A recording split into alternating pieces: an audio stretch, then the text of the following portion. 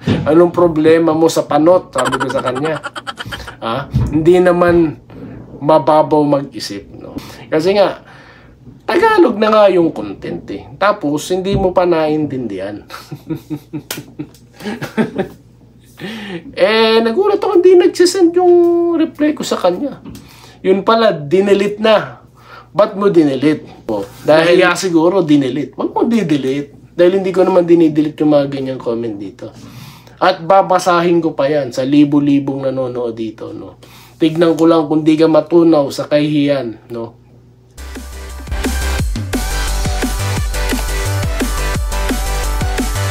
Ayan, so welcome back dito sa The Henry Adoy TV Sports. Well, ang ating pag-uusapan, sabi ko sa inyo, special. Ayan, okay.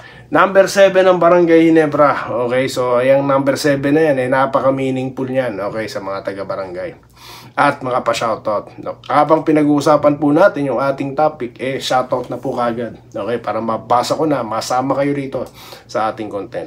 Bago po yan, kung di pa po kayo subscriber ng channel na ito at nagugustuhan nyo pong ating mga komentaryo at ang mga pagbakbak dito sa mga fake news storyteller, vloggers, no, na patuloy na niloloko ang mga viewers sa pamamagitan ng kanilang mga fake news, kanilang mga chismis, okay? Mag-subscribe na po kayo. At i-share nyo na po ang video na ito, no? Para po, kumalat. At marami po makaalam na mga fake news ang kanilang mga sinasabi. Okay? So, subscribe na po kayo. So, yun na nga po. Okay. So, kanina habang nagbabrowse po ako, ako po nagawa yung topic na yan. Sabi ko, number 7 sa standings ang Ginebra. Napaka-meaningful ito. No? Sa mga malulungkot yan na taga-barangay, di ba coincidentally ito na number 7 sila? Di mo ba? So, anong ibig ko sabihin? Kahit nasang number pa po, no, ang barangay, sabi ko nga, at marami ring mga fans na nagsasabi, dun din sa dulo ang finish niyan, finals din. No way. So, paano mangyayari yan? No? Di panoorin na lang natin. Di mo ba? So, yan po kasi yung paniniwala ng maraming mga taga-barangay, no? Finals din ang bagsak. So, yan din ang ating rito, tinatopic ngayon, no? Sabi nga ng iba, sanay kami sa baba, no? Kaya yung mga nagkakantsaw na mga hater diyan, baliwala yan, iswa effect na, di ba? So, yan po. Yan lang. At kakamustahin ko na po kayo sa pamagitan po ng ating pa-shoutout. Okay?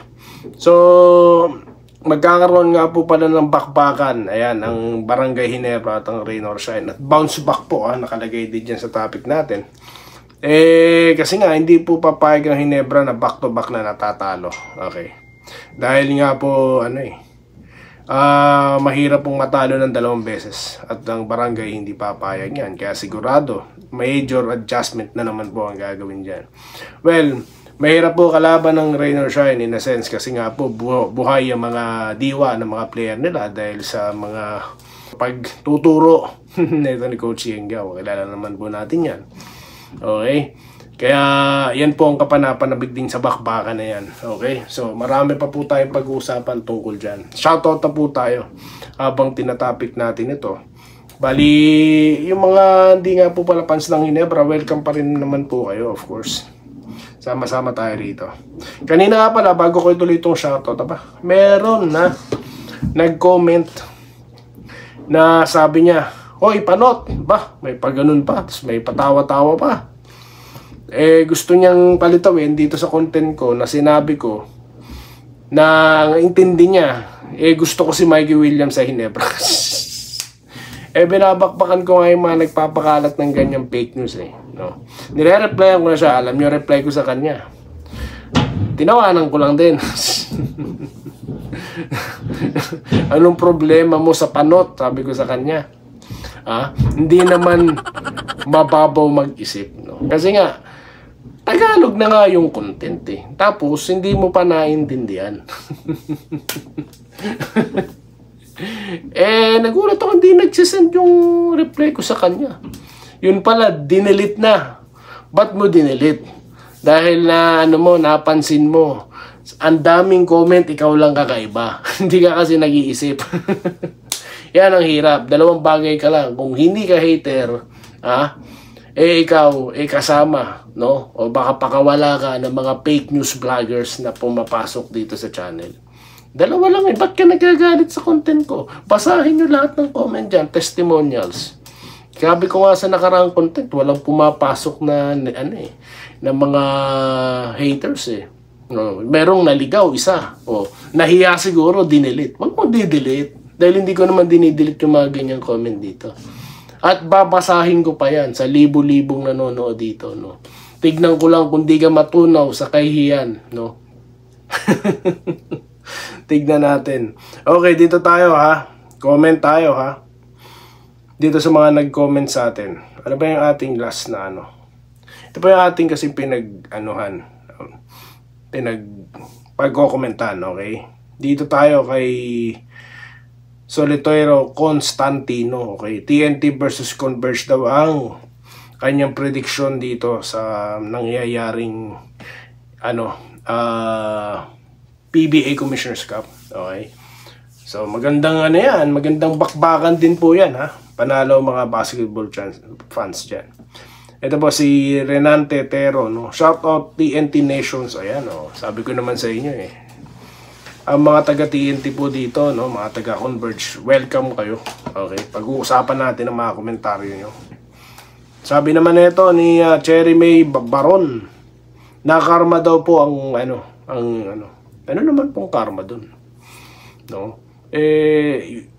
Gusto lang naman nilang manalo. Kaya naglo-load sila ng mga player, malakas. Yun na nga lang, ang problema po, hindi naman po porket kunin lahat ng magagaling, magiging undisputed. I mean, yun na, walang tatalo sa'yo tulad ng ibang mga sinabi ng mga analyst daw.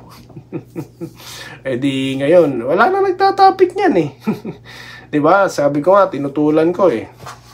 Ano na ngayon, may topic lang kasi, may content lang. Lahat gusto ng pag-usapan kahit imposible. Dito tayo kay nabasa ko na pala to. Talo na tayo sa new content natin, no? Talo na po kagad tayo. Dito na tayo kay ito yung bakbakang Birmin at Magnolia naman yan sa last spot, no? At sa Converge na nalo, no?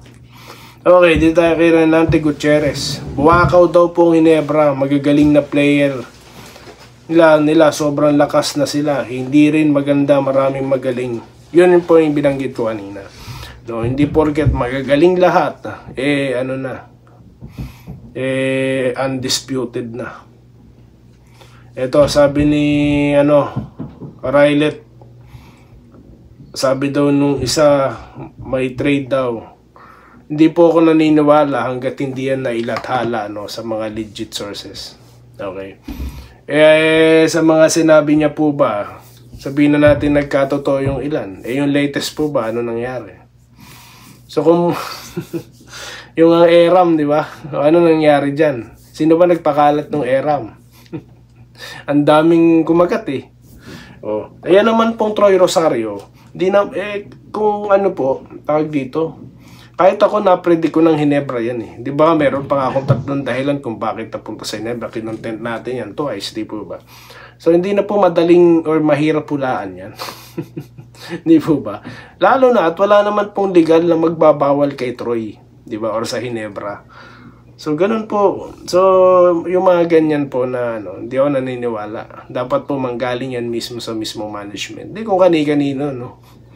Dito tayo Agapito Chong Jr., no? Ganon din si CTC, basa na coaching style niya. Yun na nga po sinasabi natin, no? Yung play nila. Dito tayo kay Rabel. Ako, GSM fan ako, pero sana CTC bigyan niya ng pagkakataon mga player na tumira pag open na. Kasi nangyayari talaga po ba? Dito po tayo kay Rom Nick Ladenyo. Buti pa fans ng TNT may respeto sa fans ng Ginebra pag nanalo team nila. Grabe, lalo na pag nanalo walang respeto. Okay naman Ginebra, mabait naman talaga po ba? Dito po, pasok kayo rito. Tayo po yung panang Ginebra, pero di naman natin, biruan lang yun sa atin, no? Nagbibiruan lang din tayo dito. Ito na Alex Buen, sabi niya, Kahit sino pang malakas na player ang Kun Ginebra, mahihirapan na si Team Kun. Basang-basa na ang Kun. Yun na nga.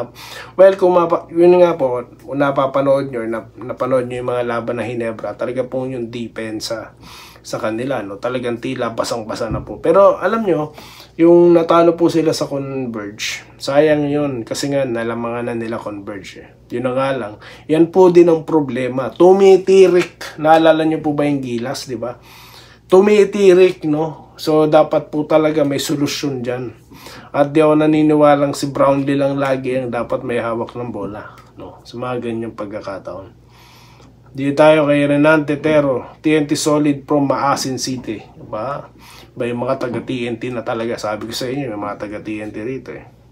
Adrian Dulay, yung mga nagsasabi dyan about BGSM, mga diehard fans, di kumusikat sila, hakot lahat. Chuwapang sa team niya, sila, malakas harvest pa. Sa Magnolia, wala na talaga si mismo, tignan po natin yan. Yung sinasabi nyo. Yun nga sabi ko na sa kagustong manalo, lahat ng player talaga re-recruitin, no? Kaya kung lahat po superstar dyan, masakit sa fans na matalo pa yung barangay, di ba? Shoutout po kay Ma'am Maharot, kay Sir Alejandro Tronson, ayan.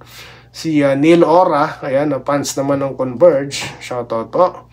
Kay Andres Ladipcater, ayan. Kay Ramil Gonzaga, okay. Marami pa po. Si Ma'am Irene Quilles, no, na mayroong only shoutout. At ganoon din kay Malyari Mascarinas, no, Sir Lawrence Correg. Ayan yung mga, ayan yung yung nagsisimula po tayong nasa pa lang tayo, 2,000 subscribers. Umakyat na po tayo. Going 12,000 subscribers na po tayo, no?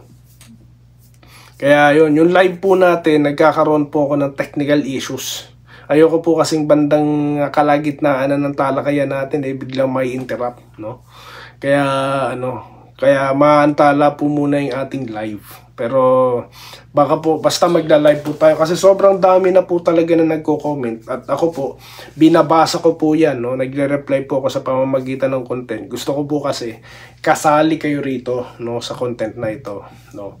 Dahil di naman po tayo rito mag-e-exist sa pagba-vlogging kundi dahil sa inyo. Kaya dapat po kasama kayo lagi dito. Kaya may shoutout segment tayo. Sabi ng iba wala daw tayong sariling segment.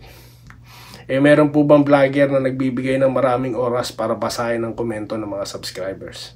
Di po ba? So, yun lang naman no? So, yun lang po muna guys, no? At magkita-kita tayo, no?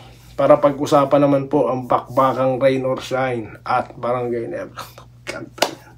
Coach Yengiao, yan naman ang ating makakalaban dito sa Dendry Gadoy TV Sports. Muli po, ako ay nagpapasalamat sa inyo sa inyong patuloy na pagsuporta.